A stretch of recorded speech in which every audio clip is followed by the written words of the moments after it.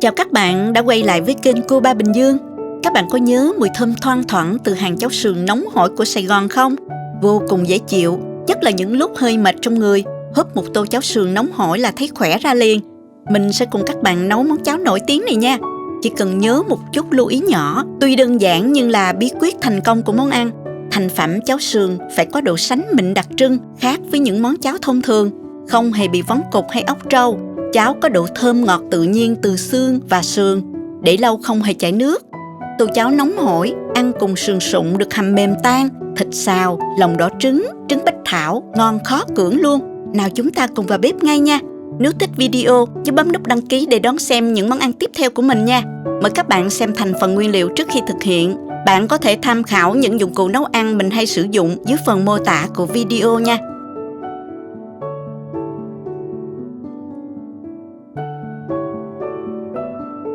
Xương và sườn này thì mình đã ngâm và rửa với muối và giấm sạch sẽ rồi nè các bạn.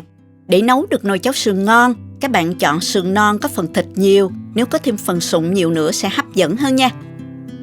Mình thêm một ít xương heo nữa cho nước hầm được ngọt thêm ha. Mình dùng dao lóc lấy phần thịt bám vào xương nè. Chúng ta sẽ tận dụng thịt này để làm thịt xào ăn kèm với cháo nha. Mình cắt nhỏ thịt, sau đó băm nhuyễn ra luôn nè. Nếu các bạn không làm cách này thì có thể dùng thêm 200g thịt xay tùy thích nha. Mình chặt nhỏ phần xương này luôn để chất ngọt dễ ra hơn ha. Các bạn nên chọn xương sống để hầm, hay còn gọi là xương chầm đó. Nước hầm sẽ ngọt và trong hơn. Ngoài ra có thể chọn xương ống cũng được, nhưng thời gian hầm sẽ lâu hơn đó. Trước khi hầm mình sẽ trụng sơ phần xương và sườn này nha các bạn. Cho nước sôi vào nồi trụng cho nhanh ha. Cho vào nửa muỗng canh muối, 1 muỗng canh rượu nấu ăn hoặc rượu trắng cũng được nha các bạn. Và cho vào 3 lắc gừng và nửa củ hành tây. Cho hết lượng xương cùng sườn vào trụng trong 2 phút. Bước này không nên bỏ qua nha các bạn. Nó sẽ giúp phần xương và sườn bán đi mùi hôi, giúp nước hầm thơm hơn rất nhiều.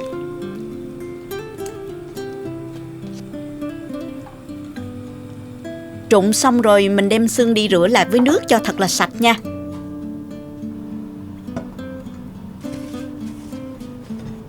Cho vào nồi 2,8 lít nước.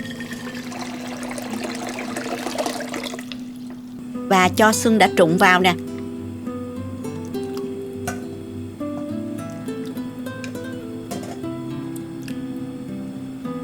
Cho vào đây 1/3 muỗng canh muối, 1 muỗng canh đường phèn khoảng 20g đó, cho nước hầm thêm đậm đà, đồng thời sườn non khi ăn cũng ngọt thịt hơn đó các bạn.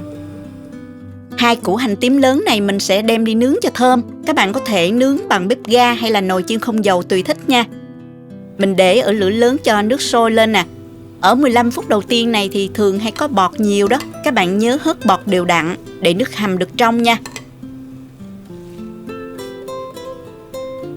Và mình cho hành tím đã nướng vào nước lèo luôn cho thơm nè.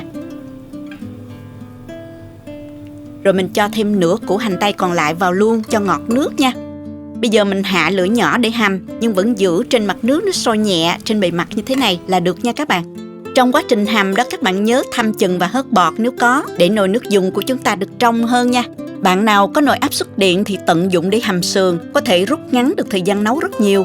Hầm trong nồi Instant Pot trong thời gian 6 phút với chế độ Pressure Cook nha các bạn. Bây giờ mình sẽ sơ chế các nguyên liệu thơm nha. Hành tím thì mình dùng nhiều một chút cho thơm ha. Cắt ra mình cho vô cối nè. Dùng thêm 3 tép tỏi.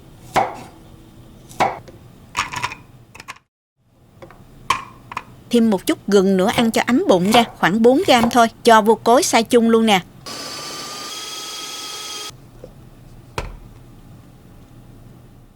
Hành lá thì mình cắt nhỏ ra như vậy để lát nữa mình rắc lên mặt tô cháo cho thơm nha các bạn.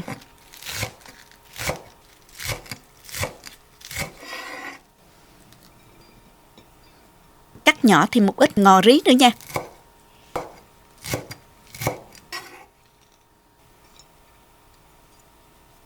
Băm thêm vài trái ớt cho có vị cay cay và màu sắc nếu thích ha.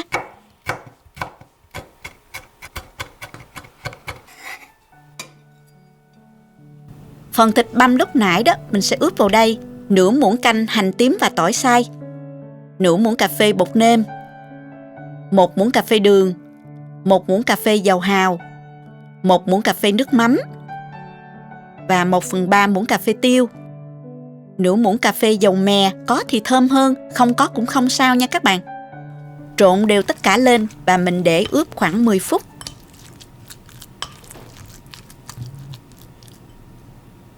Sau 10 phút rồi mình xào thịt luôn nè. Cho vào chảo 1 muỗng canh dầu. Và mình cho 1 muỗng canh hành tỏi xay, phi thơm và nó hơi vàng lại.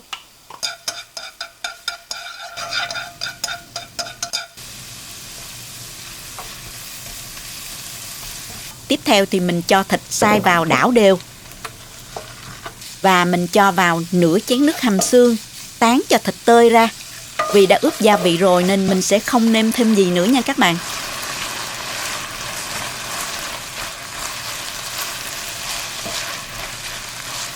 Xào cho thịt nó chín kỹ rồi mình tắt bếp và cho thêm một ít tiêu cho dậy mùi rồi mình cho ra tô luôn nè.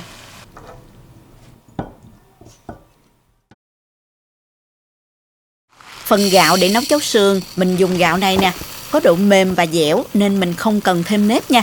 Các bạn có thể sử dụng gạo nào cũng được, nhưng gạo dẻo sẽ ngon hơn. Nếu gạo củ nở xốp thì các bạn thêm nếp vào nha.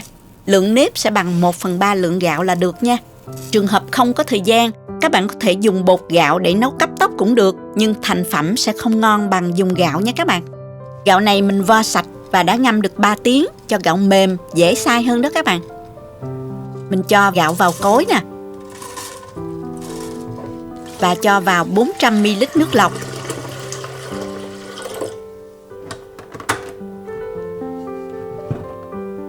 Mình xay trong 1 phút 30 giây nha.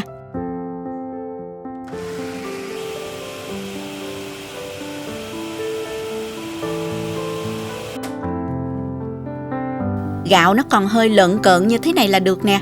Nếu muốn nhuyễn hơn cũng được, các bạn có thể xay thêm tùy thích. Mình cho ra nồi luôn.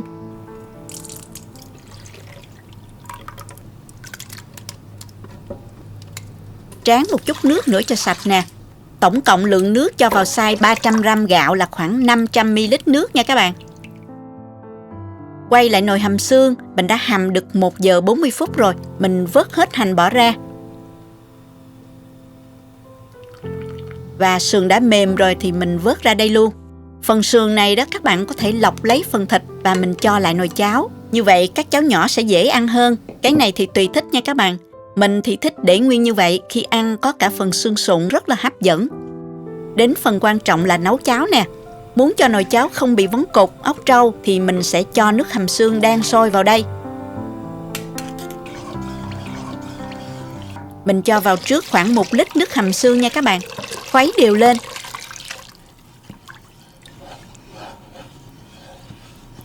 Sau đó mình cho nồi lên bếp và tiếp tục khuấy với lửa nhỏ. Khi thấy nước bắt đầu sánh lại, lúc này thì mình không còn sợ bón cục nữa đâu nha. Và mình tiếp tục mình cho nước hầm xương vào từ từ và khuấy đều cho đến khi cháo sôi thì mình vẫn tiếp tục khuấy cho phần gạo xay nó thật là chín và trong lại. Thời gian nấu cháo khoảng 30 đến 35 phút tính từ khi cháo sôi. Tổng lượng nước nấu cho 300g gạo là 500ml nước xay gạo cộng với 1,8 lít nước hầm xương là vừa đủ nha. Tuy nhiên các bạn có thể thêm bớt chút xíu tùy theo khẩu vị, thích ăn đặc hay là lỏng hơn nha các bạn. Các bạn có thể thử xem cháo đã chín kỹ chưa.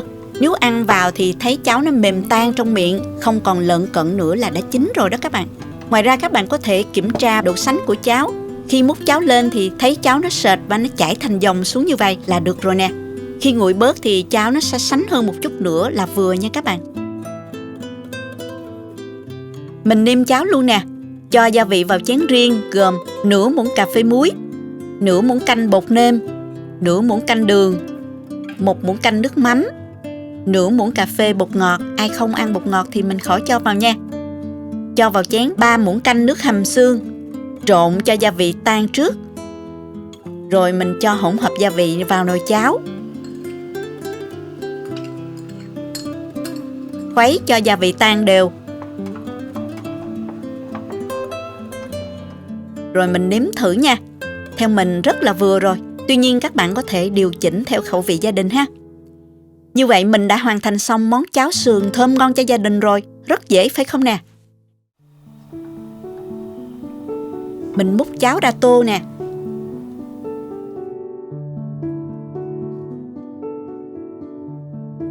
Cho lên mặt tô hành ngò xanh xanh nè.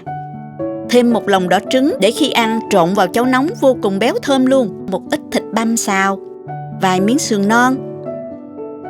Thêm một chút ớt băm cho cay cay và màu sắc nữa nha. Cuối cùng rắc thêm một chút tiêu cho dậy mùi.